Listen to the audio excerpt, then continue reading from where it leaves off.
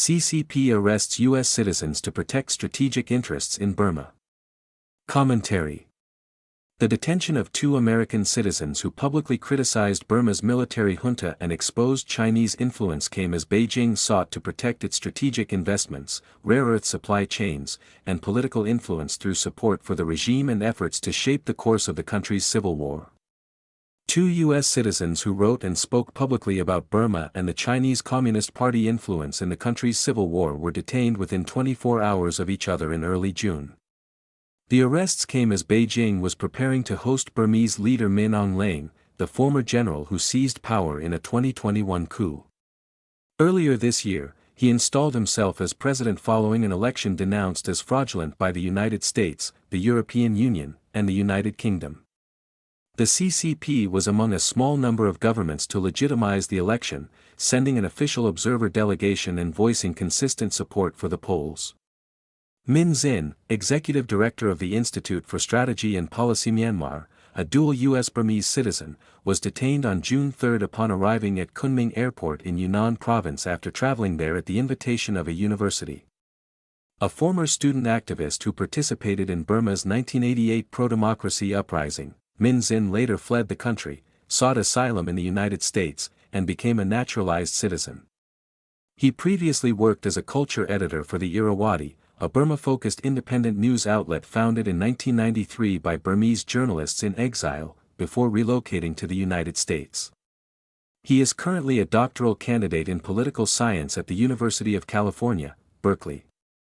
China's foreign ministry confirmed his detention on June 12, stating he was suspected of espionage and endangering national security. U.S. consular officers have visited Min Zin in detention, the State Department confirmed, adding it is engaged with Chinese officials on this case. The day before the CCP's announcement, authorities in Burma detained a separate American, Adam Castillo, a former head of the American Chamber of Commerce in Burma, at Yangon International Airport after he returned from abroad promoting a book about living through Burma's 2021 coup. Last year, during a visit to the White House, Castillo suggested to U.S. officials that Washington normalize relations with the military junta to gain access to rare earth mineral sources in Kachin State. Rare earth minerals, used in electric vehicles, wind turbines, and advanced defense systems, are a strategic resource in which the CCP holds dominant global processing capacity. Burma has become China's most important supplier of heavy rare earth elements, accounting for more than 60% of China's annual imports by value. Any U.S. effort to access those minerals through Kachin State, where the Kachin Independence Army now controls key mining areas, would directly threaten the CCP's grip on that supply chain. In July 2025, the Trump administration received competing proposals to divert Burma's rare earth supply away from China, including one that would engage directly with the Kachin Independence Army and bypass the junta entirely. No decision has been made, but the proposals themselves signal a potential shift that Beijing would view as a direct challenge to its interests. Min Zin's analysis of Burma, including CCP influence in the Civil War, has appeared in the New York Times, Foreign Policy, and NPR. Following Burma's 2021 coup, ISP Myanmar relocated to Chiang Mai, Thailand, where it continues to operate a dedicated China desk that publishes detailed research on CCP infrastructure projects, including those associated with the China-Myanmar Economic Corridor. The think tank closely tracks Beijing's strategy of intermittently supporting both the military junta and ethnic armed organizations to protect its economic interests.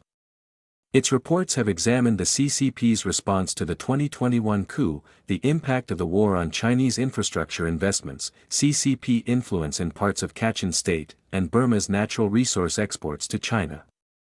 Before his arrest, Min Zin had visited China multiple times, and ISP Myanmar maintained regular exchanges with CCP-affiliated think tanks.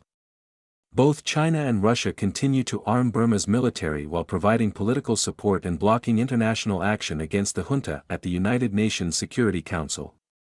The CCP has also pressured ethnic communities along the shared border to stop supporting resistance groups, persuaded some ethnic armed organizations to enter ceasefires with the government, and in some cases encouraged them to return territorial control to the junta. Beijing also clamped down on the United Wa State Army, the largest and most powerful ethnic armed organization in Burma, seizing assets and sealing border crossings until it agreed to halt the supply of weapons, equipment, and financial assistance to ethnic armies fighting the junta. Combined, these measures have dealt a significant blow to the resistance, which has been losing ground for more than a year. Amnesty International called for Min Zin's immediate release. The circumstances around Min Zin's mysterious arrest are extremely concerning, as is the apparent charge of espionage, said Joe Freeman, the group's Burma researcher. Saw Zin Maung So, founder of the nonprofit Can Myanmar, told the Washington Post the arrest carried a broader warning. While we already know they don't tolerate issues regarding Tibet, Uyghurs, or Tiananmen Square, we now have to question whether Myanmar has also become part of that list. The CCP has invested heavily in Burma through its Belt and Road Initiative, including an oil and gas pipeline crossing the country and a planned deep sea port. Both are part of the China-Myanmar Economic Corridor, a $15 billion overland route connecting Yunnan province to the Indian Ocean while bypassing the Strait of Malacca, a critical choke point in the CCP's energy supply chain. Many of these projects are located in active combat zones and have faced threats and attacks since the 2021 coup. In February 2026, a CCP-backed power plant in Kyaukpyu was dismantled and relocated as clashes intensified nearby. During their June 16 meeting at the Great Hall of the People in Beijing, Chinese leader Xi Jinping and Min Aung signed 18 memorandums covering cross-border transportation, free trade, investment, disaster assistance, health, security, and media cooperation. China remains Burma's largest foreign investor and most consequential strategic partner.